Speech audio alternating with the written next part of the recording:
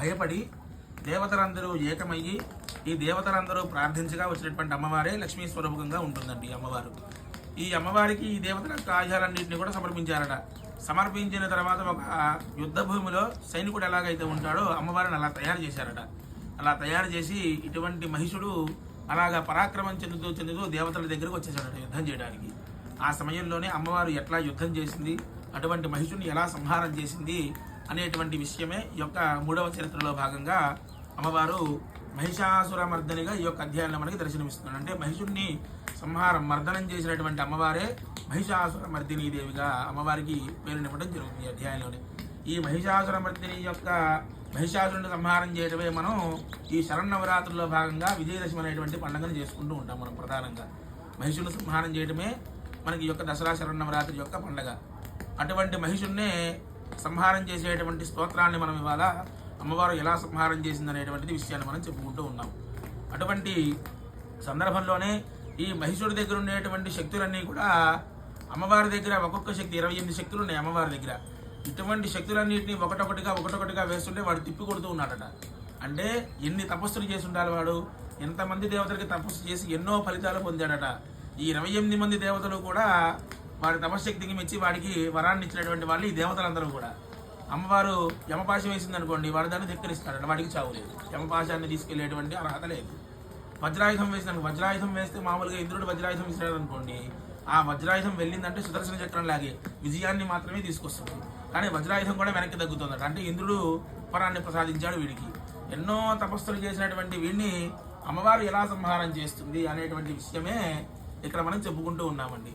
అమ్మవారు ఈ అధ్యాయంలో సింహవాహిని రూపంలో దుర్గా స్వరూపకంగా మనకి దర్శనమిస్తుంటే, మనకి మామూలుగా సింహం ఎక్కితే దుర్గామ్మవారే గుర్తొస్తారు. కానీ అటువంటి రూపంలో లక్ష్మీ అమ్మవారు మనకి సింహాన్ని ఉద్ధరించి దానిపైన కూర్చొని ఆసనంగా స్వీకరించి దాంతో సింహం మీద కూర్చొని కత్తి దిప్పుతూ యుద్ధం చేస్తూ ఉంటారట ఈ యొక్క చరిత్రలోనే.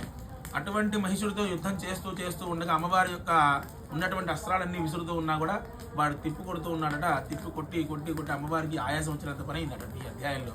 యుద్ధం చేసినట్టే ఉంది కానీ ఆయాసం వచ్చేస్తాడ చిట్ట చివరికి. అటువంటి సందర్భంలో మహిషుడు చూసి అమ్మవారు నీరు కారిపోయింది, అంటే తగ్గిపోయింది కిందకని చెప్పి నవ్వటం మొదలు పెట్టాడట.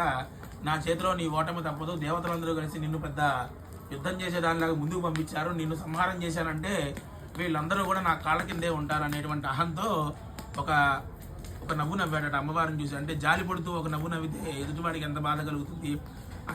అదే రూపంలో ఈ మహిషుడు అనేటువంటి వాడు కూడా అమ్మవారిని జాలిగా చూసి ఒక నవ్వు నవ్వాడట.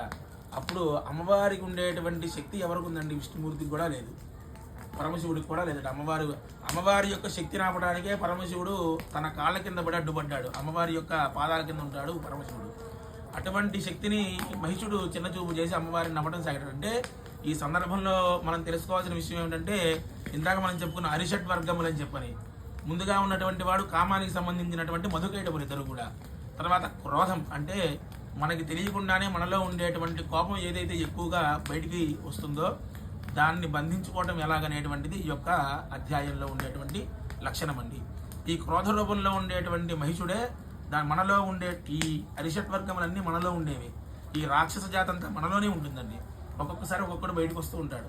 కామ్యం ఎప్పుడు పుడుతుంది? ఒక వస్తువు చూసినప్పుడు, ఒక స్త్రీని చూసినప్పుడు మనకి కామం అనేటువంటిది మనకి సాధారణంగా మానవుల్లో ఉండేటువంటి లక్షణం బయటకు వస్తుంది. క్రోధం అనుకోండి అంటే కోపం, ఎవరి మీదైనా సరే కోపం అనేటువంటిది ఊరికే వచ్చేస్తూ ఉంటుంది. అట్లాగే కామ క్రోధములు ఏవైతే ఉంది, ఈ క్రోధానికి సంబంధించినటువంటి క్రోధాన్ని, మనలో ఉండేటువంటి క్రోధాన్ని ఎలా సంహారం చేయాలనేటువంటిదే ఈ యొక్క మహిషుడు రూపంలో మనం చూపించినటువంటి చరిత్ర. ఇటువంటి మహిషుడిని ఎలా సంహారం చేసింది అమ్మవారు? వాడికి చాలా శక్తులు ఉన్నాయి. ఏంటి, 28 శక్తులు పూర్తయిన తర్వాత కూడా వాడి శిరస్సు దగ్గర కింద పడింది అనుకోండి, మరలా ఇంకొక శిరస్సు వచ్చి అతుక్కుంటుంది శరీరానికి. అటువంటి రూపం ఉంది.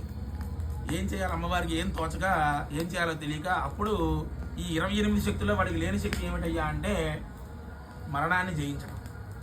అది ఎట్లాగా? యమపాశం వేస్తే ఆ మరణం వేరు. ఇప్పుడు శరీరం, కర్ణుడు ఉన్నాడండి, కర్ణుడు ఎలా చచ్చిపోతాడంటే వాడు చేసిన తప్పులకే కారణంగా చనిపోతాడు కర్ణుడు.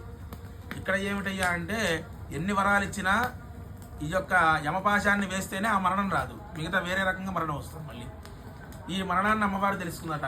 ఏమని? వీడిని సంహారం చేయాలంటే మనము, వీడు అన్నాడట, నన్ను సంహారం చేసేటువంటి వాళ్ళకి చావు ఉండకూడదని కోరుకున్నాడట. వాళ్ళు చావు లేని వాళ్ళు అయితేనే వాళ్ళ చేతిలో నేను సంహారం జరగాలని కోరుకున్నాడు. ఈ సందర్భంలో అమ్మవారు కుబేరుడు ఇచ్చినటువంటి మధుపాత్ర అంటే అమృతం. ఈ కుబేరుడు ధనాధిపతి కదా, ధనాన్ని మొత్తం ఆయన దగ్గరే ఉంచుతారు. సర్వసైన్యాధికులు మనకు సుబ్రహ్మణ్యుడు ఎలాగో, గణపతి గణములకు అధిపతి గణపతి ఎట్లాగో, ఈ యొక్క విశేషమైనటువంటి ధనాగారం కానివ్వండి, ఈ బంగారం కానివ్వండి, ఇటువంటి అమృత భాండం కానివ్వండి, ఇవన్నీ కూడా కుబేరుడి దగ్గరే ధనాగారంలో నిక్షిప్తంగా దాచిపెట్టి ఉంచుతాడట. ఇటువంటి మధుపాత్రను ఎవరికి తీసుకొచ్చి ఇచ్చాడు? ఈ యొక్క అమ్మవారికి ఇచ్చాడు, లక్ష్మీ అమ్మవారికి. అప్పుడు తతో హాహా కృతం సర్వం దైత్య సైన్యం వినాశితం. అంటే నువ్వు చేసినటువంటి ఆ హాహాకారాలు ఏవైతే ఉన్నా నన్ను చూసి జాలిగా నవ్వావు కదా, అటువంటి నవ్వుని నేను నవ్వితే ఈ ప్రపంచం మొత్తం దద్దరిల్లిపోతుందని చెప్పి అమ్మవారు చెప్పిందట. అప్పుడు అమ్మవారు హాహాకారాలతో హుంకారాలతో నవ్వితే చుట్టుపక్కల ఉండేటువంటి పర్వతాలు కానివ్వండి ఇవన్నీ కూడా పిండి పిండి అయిపోయాడు. అమ్మవారి యొక్క నవ్వు విని ఆ కొండరాళ్ళు పిండి అయిపోయాడు. సంగీతానికి చింతకాలు రాలుతాయి అంటారు చూసారా, మంత్రాలకు చింతకాలు. అమ్మవారి యొక్క నవ్వుకి ధ్వనికి వచ్చేటువంటి శబ్ద తరంగాలకి ఆ యొక్క పర్వతాలు అవన్నీ కూడా కొట్టుకుపోయాడు దెబ్బకి. ఒక తుఫాను వస్తే ఎట్లాగైతే జరుగుతుందో అంతటి విషయం జరిగిందట ఆ సందర్భంలో.